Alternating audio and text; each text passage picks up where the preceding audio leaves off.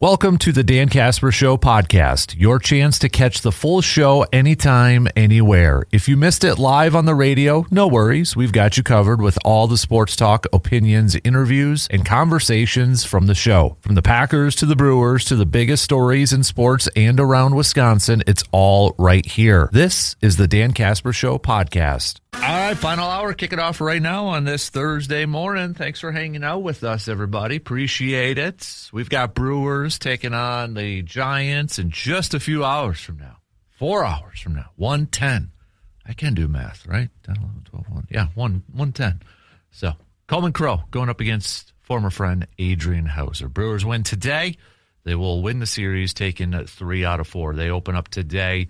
5.5 games up over both the Cardinals and Pirates for first place in the Central. The Cubbies, 6.5 back. Reds, 7 back. Still, every team, even though it's close, every team with a winning record in the National League. But Brewers for sure would like to get another series win to open up the month of June before they hit the road with the series against the Rockies coming up after that. So not even an off day. They're going right to Colorado after today's game. We're going to see Jacob Mizorowski pitching in that stadium. That should be kind of interesting to see his heat and then that what's the word I'm looking for? Not environment, but altitude. That's the word I'm looking for. Altitude. So first things first, though, we gotta take care of business today and get this win, which I think for Coleman Kroll, the biggest thing is, can the offense bounce back after just getting 3 hits yesterday against Logan Webb? Can they bounce back and give him some early run support? I wouldn't be surprised if today's like one of those where Contreras is a DH and maybe Sanchez is catching and one of those type of lineups. Yeah. But do you like the new lineup that we've kind of seen with Yelich hitting leadoff? Cheerio, Terang, and then Contreras? I don't mind it. I definitely like Cheerio not in the leadoff. He's not a leadoff hitter. I think Yelich is your most experienced hitter, so to put him there doesn't hurt anything. And especially with the way Jake Bauers has hit, you've got a good 1 through 5. Mm-hmm. Again, I don't know who else would be leadoff. Like, at the beginning of the year, I wanted Sal Frelick to be leadoff, but he's not hitting well enough. Felt like Garrett Mitchell may be leadoff, but he strikes out way too much. Cheerio's not a leadoff hitter, so you kind of only have Yelich as a leadoff hitter. But other than that, the lineup, I mean, besides our infield left side, we're good. Mm-hmm. Yeah. So I think a lot of it maybe just having Yelich as that veteran guy leading off and kind of setting the table there. I think maybe I'm still old school. But maybe the mindset of the leadoff hitter is just different now. I'm going back to the good old days of like a Kenny Lofton, being your leadoff guy, or a Ricky Henderson type being your leadoff guy. Now you got Kyle Schwarbers of the world being leadoff hitters, or Christian Yelich and Shohei Ohtani, right, being a leadoff hitter. Maybe it just this is the way. This is different. It's maybe the analytical way, sort of thing. But, do we call them table setters anymore? I don't think we call them maybe we shouldn't call these guys table setters anymore because that was, you didn't really have power hitting in your leadoff. It was just guys that would get on base, get a little speed on there too. And then, 3-4 hitters, 3-4-5. Now it's different because, 2 hitters, you kind of look at your number 2 hitters. Are they the best hitter in your lineup at times? Ohtani's a leadoff hitter. Ohtani's quick, fast. He's sneaky fast. I don't think a lot of people realize for his size, he's fast, but 2, he's incredibly smart. So, that helps to have that on there. Yelich, I think, though, too, is kind of sneaky fast for a lot of people. It's those tall strides, gazelle type of strides out there. But I think a lot of it is just maybe the definition of a leadoff hitter is completely different than what it was 30 years ago. Which is, I wonder why it switched. You know what I mean? Like when and why? Because Kyle Schwarber, I mean, he's different than both Ohtani and Yelich because he doesn't have speed. No. And that's interesting because he just hits home runs, which why would you have him in your 1 spot? But it probably goes to some kind of pitching where starters throw fastballs to the first guy more or something like that. So I don't know. It definitely has changed, though. Mm-hmm. Yeah, or maybe it's just a mindset of a couple ways to look at this. Let's get off to an early lead, but then after the first turn through the rotation, our lineup doesn't matter. Yeah. And that's what you hear a lot of people say. Well, honestly, it's kind of what we maybe tell little leaguers too. Hey, it doesn't matter where you hit, right? It just, after the first, it's all screwed up after the first turn anyways, or first run through. But I don't know, because you did have back in the day some power hitters too as leadoff, and it's just, everybody's different. Every team's different.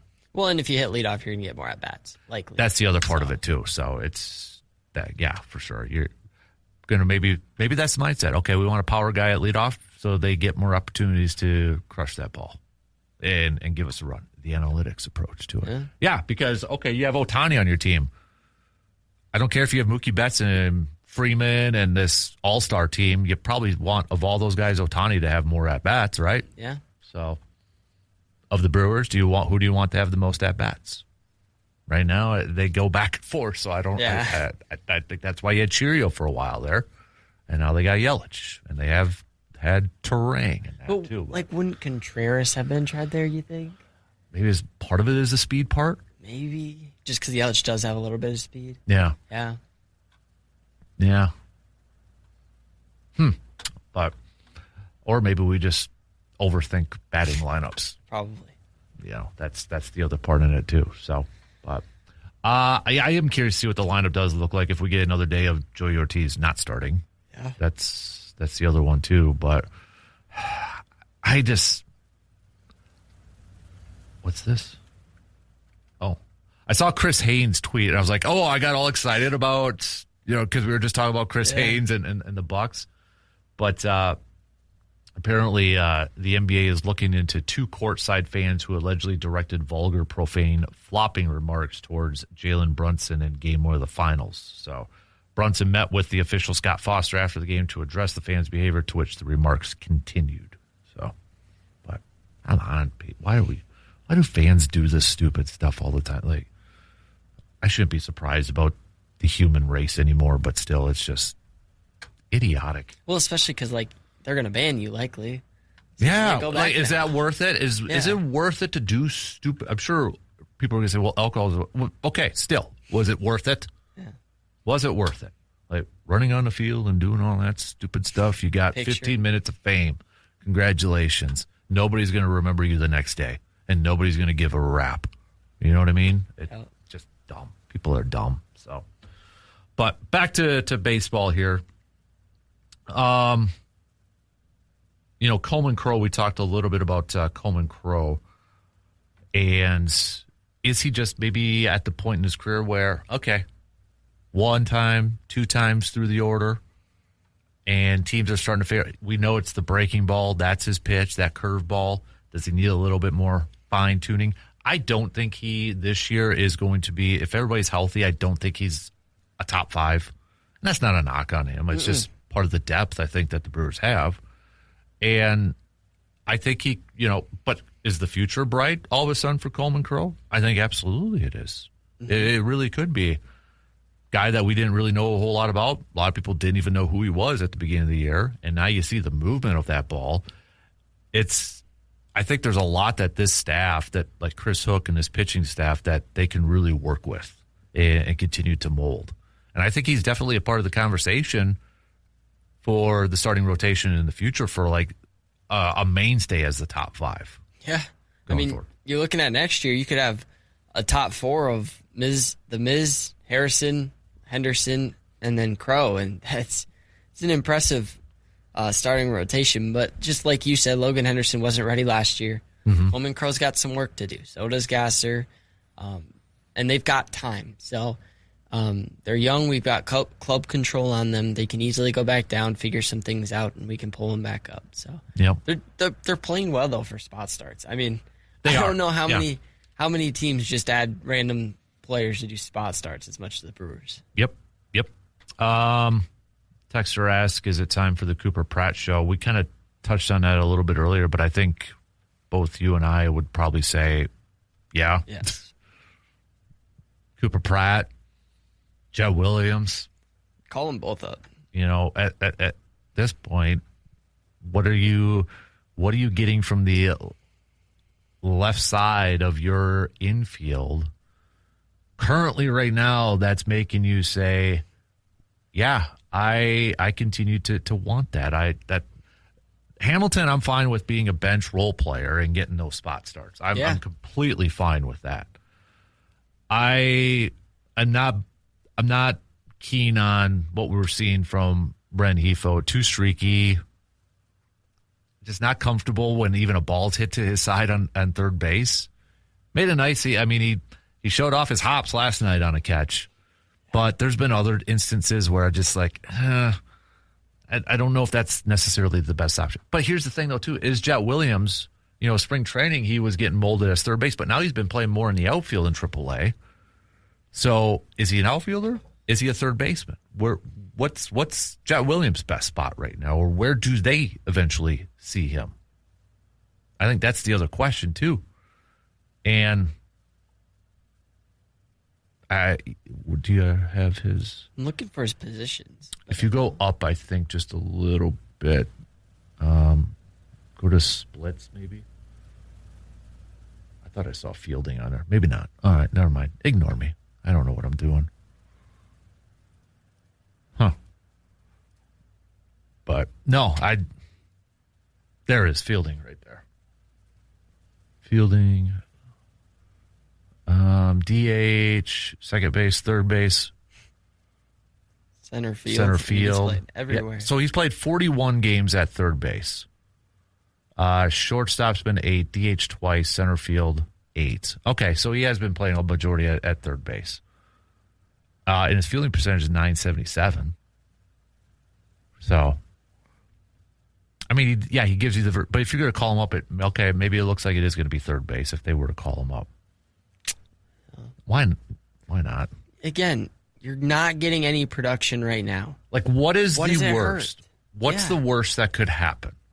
That they don't hit 300, or they hit the same as what you're getting from Rengifo and Hamilton? Is it and Ortiz? Throw him in there. Like right now, if you're to call up Jet Williams, you're going to get better defense at third. Likely, you're going to get better hitting. Rengifo's barely hitting above 200, so likely you're going to get better hitting. I don't understand why they're not, and a little bit of me wonders if it's a veteran thing. They're already so young. Maybe Rengifo's he's brand new, so I don't know how that works, but it's weird. It's just weird why they're not calling anybody up. Is it a chemistry issue? I don't know if I buy that one. I've seen people throw that out there, and for Ortiz, I could buy that, but not for third, not for Rengifo. And the thing is, if we're talking about trades and trade deadlines, well, then you're affecting chemistry there too, right? Because you're bringing in somebody new, completely outside the organization if you make a deal. And I think if you do those type of deals, you trust the clubhouse.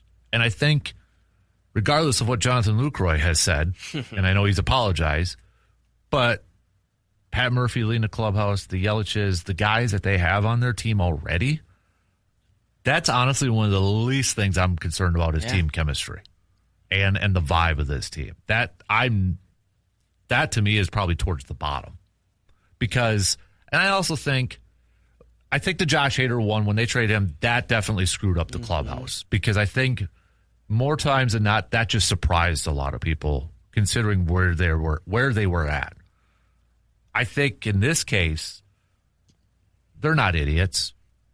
They know that they're not getting a ton of production. But if a team makes a move, I would hope that they would look at it from the mindset of, hey, they think we have a shot to do something here. We want to advance. Let's go then. It's the team kind of telling you, hey, we believe in you guys. Here's a little bit more to help you out. The Josh Hader one was just completely came out of left field, and this one shouldn't surprise anybody if they do a change at short or third base. And talking about the Josh Hader trade, I think if we traded Woodruff, that'd kind of do it. Or Yelich, that would like, somebody brought up trading Yelich on a different radio show. I'm like, no, that would kill this team. Yep. You can't trade Yelich. You can't trade Woodruff. You have to keep some veterans. But Rengifo's a 1-year guy. He's not really a veteran. Yeah. Or a leader. Like, I don't see a reason to keep him on the roster. Mm-hmm. Yeah, and I know some people are kind of, I've seen this out there too. It's like, well, it's so early, why is there trade talk and all? I'd rather be talking about this and acquiring people than selling. Than talking about selling, because you know what it means? It means your team's doing good. Mm-hmm. It means that your team's off to a really good start. And the fact that we're having these discussions again. Now, if I were a betting person, I'd probably say they're not going to do anything. Mm-hmm. But the fact that it's just based off history. But the fact that we're still talking about it gives us a little bit like, hey, maybe because the team is doing good again. Mm-hmm. And I'd rather have that than like, oh man, are they going to trade Terang to try to get something? Are they going to try to trade Contreras and try to get prospect? I'm glad we're having these discussions rather than those discussions. Any day of the week, I would take that for any team. Green Bay, look what we're doing with the Bucks and Giannis. Mm-hmm. Right? We're not talking necessarily about bringing somebody to pair up with Giannis anymore. We're talking about, is Giannis even going to be there or not? I'd rather have these Brewers talks about trades than what we're doing with the Bucks any day of the week, because that means our favorite team is in contention. Whether you don't think they can do it or not, we're getting a shot at it at least. Yeah. So, yep. But all right, we got to take a quick break. Plenty more to get to, though. We'll be right back after these few words. Sunshine, road trips, and summer adventures are calling. Is your vehicle ready? At AJM Automotive in Eau Claire, they will make sure that you hit the road with confidence. From AC checks and oil changes to brakes and full inspections, AJM Automotive has you covered before the heat kicks in. With 2 convenient locations, expert service is always just around the corner. Don't let car trouble slow down your summer plans. Schedule your appointment today by visiting ajmautomotiveservices.com. AJM Automotive, keeping you cool, safe, and road trip ready all summer long. And again, a shout out to the fine folks at AJM Automotive for fixing up the rider for me this week, so I can get back to doing what dads do every summer and do a little mowing. That's our Super Bowls in the summer. So wait till you get that old there, intern Carter. So texter Mike says, I look at Jett and Pratt as an NFL rookie quarterback. You could play them right away and maybe ruin their career, or you let them learn, develop, and get better. So when the opportunity does finally come, they succeed at the topmost level. It kind of worked out for the Packers the last few quarterbacks. I don't know if I fully get on board with that one, Mike. I see what you're saying. I think the difference is Pratt and Williams have been playing minor leagues for a few years now, and at some point they're going to have to be called up. And nobody knows what that right time is. And we don't know if they're going to work out. We don't. And there's examples of quarterbacks that have sat, and then they come in, and they still hasn't just clicked. I mean, if there was a right way for everything, everybody would have figured it out by now, and everybody do. I get the comparison, but I think the difference is that they have been playing, and now they're playing well. We obviously have a weakness on that side. Is that time right now to make that move? I think why not? Because what do you have? And I think the difference too with baseball. Okay, if it's not working, look at Bryce Terang. Bryce Terang, I think, is a really good example. His first year, he was called up or made the team. It was not a great year. Mm-mm. And he ended up getting sent back down and got called back up and such. But then year 2, we saw, oh, wow, okay. Corbin Burns, another example. His first year, and he was coming out of the pen, and he was really good, right? That was 2018. 2019, he was, for whatever reason, just awful. He was awful. And he got sent down, and he got sent down more, and then it was kind of like Quinn Priester. All right, this isn't even working in the minor leagues. You got to go to Arizona to our pitching and figure it out. Comes back, and he looks awesome. By the way, Corbin Burns apparently suffered a setback from his recovery and going to be out for a while. So, I mean, there's examples of both, and I think that's where, I don't know, like, obviously the Brewers don't feel like that they want to bring that up right now and bring those guys up, so we're just kind of going to wait and see them. I also think it's really hard to compare quarterbacks to baseball players just because the quarterback position, you have to learn the plays, you have to read defenses, you have to do all these things. And not to say hitting a baseball is easy, right? But you have one job. And so when, like you said, when you've been practicing it already, it's hitting a fastball, it's hitting a curveball, adjusting to off speed. And so as a quarterback, you sit behind to learn the scheme, to learn how to read defenses. In baseball, it's the practice that makes perfect. It's playing that's going to be the best thing for a player. And so, and like you said, I think they're ready, but that's not up to me. So, yeah, and did Jed Williams play a few games at the major league level already? I thought he might have for the Mets. I want to say he did, but I don't. Maybe not. Maybe he didn't. I don't know, but no, it doesn't look like he did. Yes. Okay, I wasn't sure if he did or not, but yeah, and not every. I mean, we've seen some minor leaguers or young guys not even play in the minor leagues and they're fine. Jackson Churio didn't play in the AAA, right? Yeah. And he seems to be doing. Again, I think that's just an example of not everybody kind of comes along or develops the same exact way. So right, they call up Cooper Pratt. Then Made gets AAA experience likely because he gets called up. It's got a trickle-down effect for the whole minor league system of the Brewers that could end up helping everybody out. And maybe another part of it, too, I know it's a little bit of a different position, but the way Fisher's playing with the Rattlers, yes. Do you move him up to AA? Yes.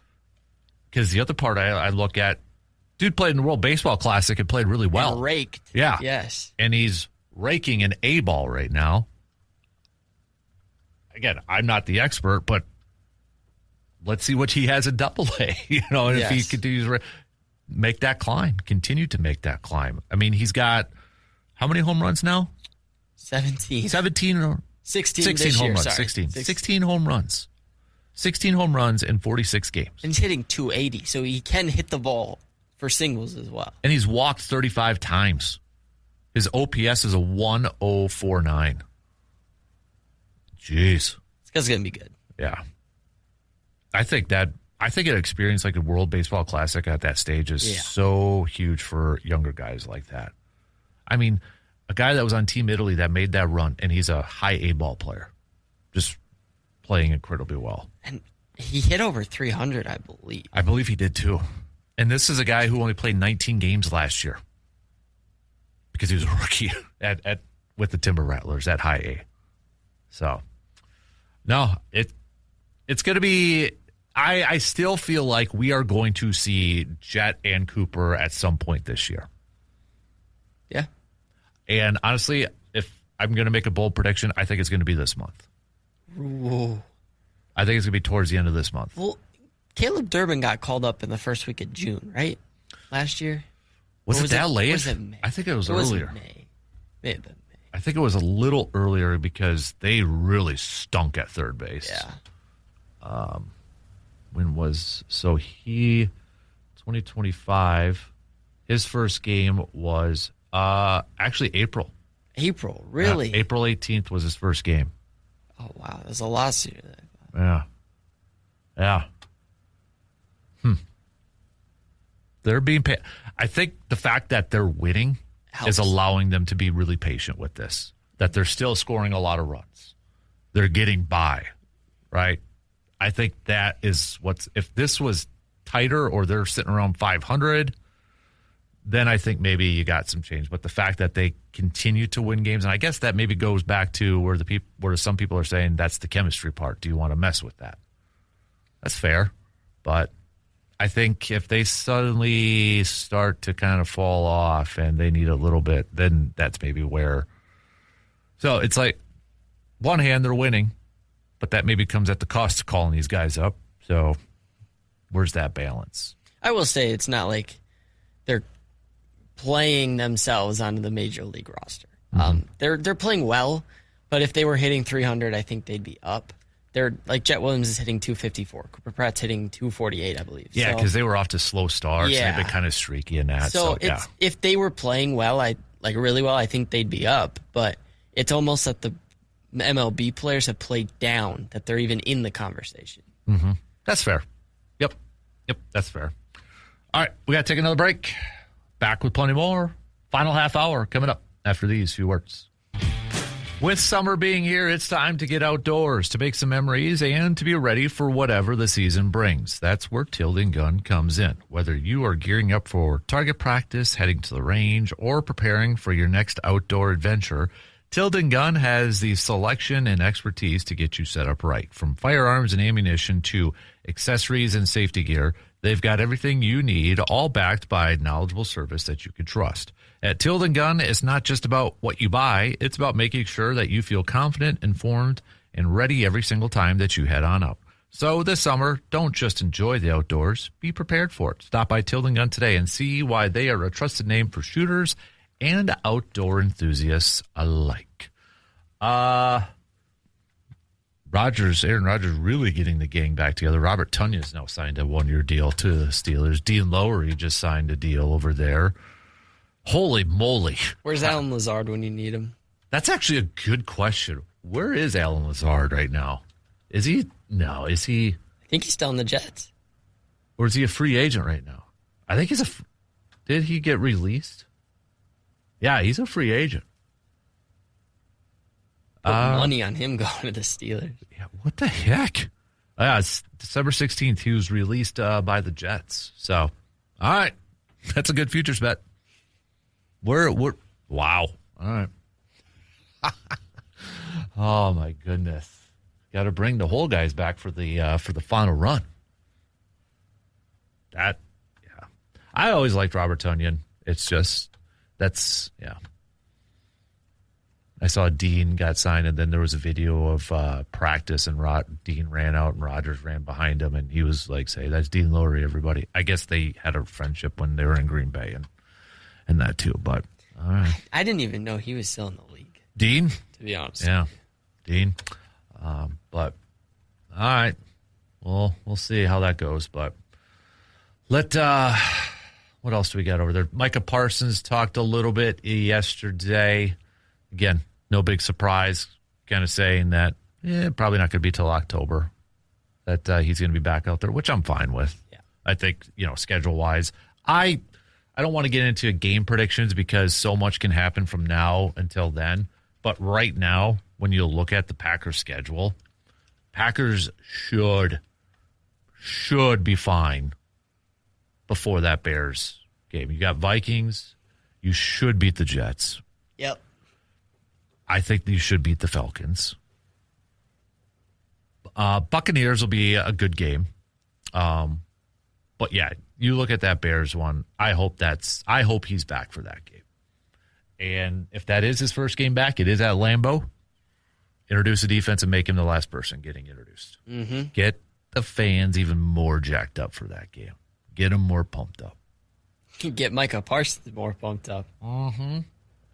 Exactly. So, and then after that is the Cowboys game when the Cowboys come to Green Bay. So I think that's the other part too. It'd be 2 home games back to back for Green Bay. I don't know if that really matters too much in the Parsons department, but I think you gotta take it a little bit slow. Okay, you bring Micah Parsons back, and then the Packers are getting those new jerseys. You wear those on that night too. That's right. They are getting new jerseys, aren't they? Yeah, for rivalry. the rivals. They haven't been released yet. I wonder. I don't think they have. I'm sure there's got to be some sort of leaks, I would imagine, too. When do they get released? Do they know? The NFC... August 28th, so... Jesus. We got a ways yet. Come on. All right. I'm nervous. I'm nervous, but also I'm skeptical on how it's going to look. I don't. That's the history part of me. I don't mess with that stuff. It would be no. I get it's all about making some moolah and for the younger fans, but come on, I with some of the latest designs, I don't know if I'm going to like this or not. The whiteouts are pretty sick, though. I do like the whiteouts. I just don't like it at home. Oh, really? When I think to me, their road jersey is their white jersey. So I didn't like it when they wore whiteouts when Chicago came to Green Bay. Yeah, because that made my mind's thinking we're wearing our away jerseys at Lambeau against Chicago. That's how my mind went, and I didn't like that. Didn't matter; they still won, I believe. But that's where my mind goes. I honestly don't think the players mind that much. Yeah, if anything, players probably like the new jerseys. It's something different. It's something new. They're the ones that have to wear it. We're just fans. We just watch, and we just I don't. This is what it should boil down to. I don't care about jerseys. I just want wins. Mm-hmm. That's what it should bear down to for us fans. Yep. I don't care if they're wearing blaze orange with yellow pants. Just give me a win. Look ugly doing it. I'll care about that. Yeah, let's not do that. Look ugly. Just give me a win, dude. Just win. I don't care anymore. So my kid will probably care and want those jerseys. I settled off. I pumped the brakes on the Wisco stuff. I did not get a hat. I didn't get a hat. I still like them. I like the color of them. I like the color. But we ended up finding a better nickname. And so I'm holding out hope for that now. Oh. Yeah. Because, I don't really call it Wisco. I'll either say Scotty. Okay. But as we had Tim and Cooley region, whatever, Dairyland. There you go. I'm like, that's the nickname. That's the nickname. Or as our friend Brandon said, to reference Wayne's World, the Good Land, Milwaukee. I would buy a jersey on that in a heartbeat. But so I like the color scheme. I like the story behind it.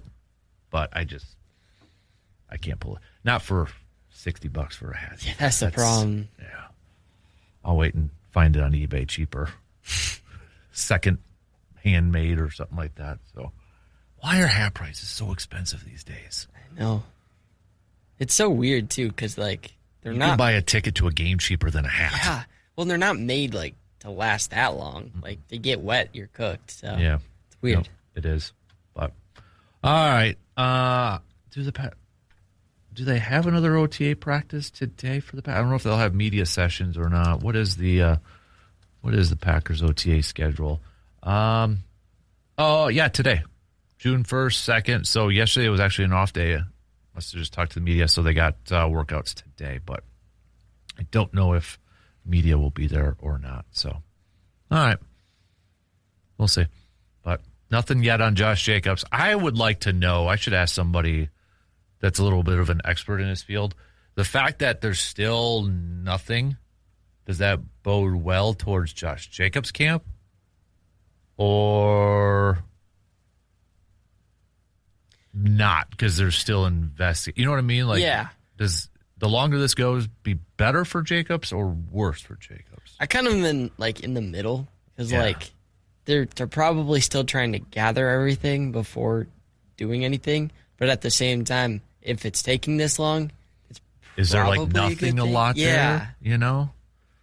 And I would say that doesn't necessarily mean the NFL wouldn't suspend him for anything, because we've seen that before, where the NFL will come in and do their own investigation and come to a conclusion in that. So I don't think it would be completely out of the woods yet. But yeah, because it happened so quick, and then it got quiet really quick, right? It's like nothing's really been leaked outside. I know there was a 911 call, but then that kind of went. That went away pretty much. Yeah. It's been pretty quiet. So I don't know. If anybody's like a lawyer or a legal expert out there, you can be anonymous too. I don't care. Just reach out and I won't say your name. I don't know. Maybe there's not a whole lot. Maybe I'm overthinking it, but yeah. All right, let's take our final break because we got picks to get to. We'll be right back to wrap it up in just a couple minutes. All right, let's wrap it up here this morning with some picks. Let's start off with the Stanley Cup Finals Game 2. Game 2 tonight between Vegas and Carolina. Vegas holding a 1-game lead, taking Game 1. Who's got it for tonight? Carolina. I'm going to go Carolina to even it up too. So, all right, baseball. Not a lot. Thursdays, kind of getaway days here. But we got the Padres taking on the Phillies. I'll go Phillies. I am going to go with... Yeah, I'll go Phillies too. How about Baltimore-Boston? Wow. Baltimore. Yep, I'm going to go Baltimore too. How about Cleveland taking on the Yankees? Yankees. Toronto and Atlanta. Atlanta. Chris Sale's pitching tonight, or today. Yeah, tonight. Kansas City, Minnesota. Minnesota. I'm going to go Twins too. How about the Athletics and Chicago Cubs? Give me the Athletics. Get back to 500. Imanaga's on a but he has not been pitching well as of late. You know what? Screw it. I'm going to go with... No, I'm going to keep... I keep picking Cubs and they lose, so Cubs. Pittsburgh and Houston. I'll go Astros. I'm going to go Pittsburgh. Let's do Dodgers, Diamondbacks. Dodgers. And then finally, Giants, Brewers. Adrian Hauser versus Coleman Crow. I think the Brewers win. I'm going to go Brewers win. I think Coleman Crow gets his first win of the season. And Brewers take 3 out of 4 against those Giants. That'd be his first career win. It would.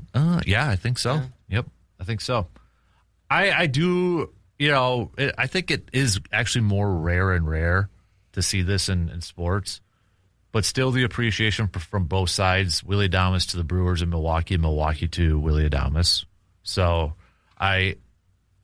first of all, I don't like him hitting home runs against our team, but I do like the fact that, when his first at-bat in Game 1, he acknowledged the dugouts and obviously the fans and that. That's a guy it's still easy to root for. Yeah. When you kind of have that respect between both sides, which something I didn't realize that Contreras is engaged to his sister. Oh, my wife told me that of all people. She looked at because we were at the Brewers game and for some reason she looked up Contreras or something like that. So I'm like weird. I didn't even know that, but all right, cool little nugget. Yeah, but no, because it's so hard. I think for younger fans. It was rarer when I was younger. Players always switching teams. So your favorite player was probably on your favorite team. And now you got all these trades and free agents and stuff. So I like the fact, I know Contreras is going to be gone and Hudson is just going to be devastated, right? He was devastated with Dame, and Giannis is another example potentially here too. So I like the fact that, you still have that respect between not a lot of hate from fans how could you leave us? Why'd you? There's still a lot of respect between the two. Yeah, and Willie did a lot for the team when he was here. Yeah. And was just a fun player to have. So. Yep. Yeah. And didn't really sure there was some fans he's not doing, not hitting well 1 year or something. You could tell he loved playing in Milwaukee, right? Yes. You could tell. And I think this is another example. If the money was there, he would have probably stayed in Milwaukee, right? And he's going to be Wall of Honor when it's all said and done, one of those things for the Brewers. So easily, I think one of the biggest fan favorites. This is the thought I had the other day, that if the Giants could eat his salary, why not bring him back? The Giants would have to eat his salary, but get you a outfield or infielder with some power. Wouldn't that be something? That would be fun. Hey, let's get that ceiling, that floor, that salary floor up now, so they would have to make a move like that too. But I remember when they traded for him because the Brewers traded J.P. Feyereisen and Drew Rasmussen. Yeah. But J.P., kind of a local guy from River Falls, and we've had him on the program and that, and I was like, because it was a cool story. We had J.P. on the show when he was with the Brewers, so we'd talk and and so it was like, that was a bummer, because J.P., but really worked out. So they were good too. They were. I thought they were going to be really good, and just didn't pan out. Yep. All right, just a few minutes left to the top of the hour here. So again, today 1:10, just a couple hours from now, Brewers and Giants. First pitch 110, 105.1 FM, 790 AM. Coverage will begin 35 minutes prior. So got that to listen to. Last question of the day. Is Russell Wilson a Hall of Famer? Oh, boy. See, it's hard because if you give him that one more Super Bowl, is he? Like, probably. Eli's got 2, though, and he's not in the Hall of Fame. That's true. How many does Russell have? 2? 1. He's been to 2. 1. He lost that one they lost. Yeah, because they didn't run the ball. Yep. I'm going to say no. I don't think so. And it's not even because of what he did at the end of his career, in my opinion. It's just because, in my opinion, he kind of got carried by an incredible defense and one of the best running backs in Marshawn Lynch. So I would say no. I don't think he is. I don't think he is. Yes, he's got some great numbers, but no. If Eli, maybe eventually he does. Maybe he's like a later on type of thing, but not first ballot. No, I don't think he's first ballot. Well, especially because like Eli has to go in first because Eli's got 2 Super Bowls. So if Russell gets in before Eli, I think there's something. Yeah. I'm not amiss about that. But no, I wouldn't. I think for 1.2, for to be a Hall of Famer, I think Aaron Rodgers was the one who said this in terms of like all pro. Was he the best at his position in any given year? Was he top 2 any given year? I don't know if I'd put him. I don't think so. Because you had Tom Brady and Aaron Rodgers all those years. Even Peyton. Yeah, Peyton Manning. Drew Brees, a couple of them. Yeah, I don't think so. But no, I would not put him in there. So, buddy, we get to see him on TV now on Sundays. Let's ride. Yeah, let's ride. Let's ride. So, all right, shot clock's going to cut us off in 1 minute. So again, best of luck to. I know we got softball games going on today. We've got some high school baseball games going on today. Best of luck to all the prep teams that are still in action that have games tonight. So I know softball, we're going to find out who's going to state after today. Division I for high school baseball, because some of the baseball teams captured regional titles yesterday. Today is mostly for Division I. So a lot of the Eau Claire team, Eau Claire North, Memorial going to be in action. Chippewa's going to be in action. So definitely a lot going. Are you going to be calling any of those, or are you kind of done with the play-by-play for the year? I'm videoing softball. All right. Sky High softball. Nice. 4:00. All right. Going up against Marshfield, right? Mm-hmm. It's like basketball. State. It's like a girls' basketball game with those two. So, all right. Have a good rest of your day. We'll be doing the program from Man Cave tomorrow, Tanglewood Green's Man Cave. So we'll talk to you then. 6